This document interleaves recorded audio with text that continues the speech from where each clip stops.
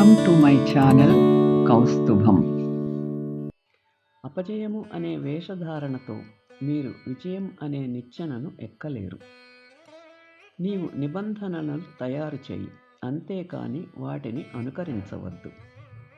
అన్ని సత్యములు కనుగొనబడిన తరువాత అర్థం చేసుకోవడము సులభమే, కానీ వాటిని కనుగొనటము ఎలా అన్నదే ప్రశ్న.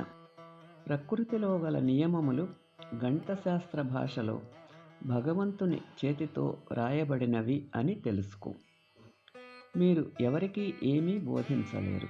సమాధానాలు ఇప్పటికీ వారి లోపల ఉన్నాయని మాత్రమే వారికి తెలియచేస్తే చాలు.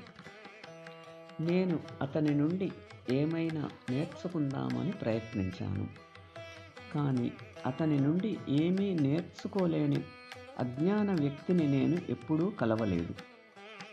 అన్ని విషయాలు ఈ విశ్వంలో ఉన్నాయి, మరియు విశ్వం అన్ని విషయములలో ఉంది.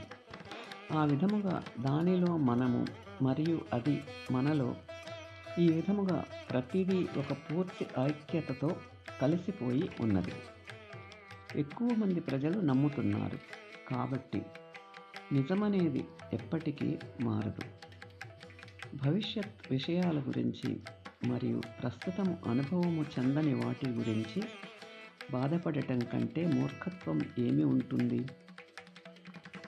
మన వైపు అదృష్టం అనేది ఉంటే మీరు మెదడు లేకుండా కూడా కొన్ని పనులను చేయవచ్చు. Thanks for watching. Like, share and subscribe my channel.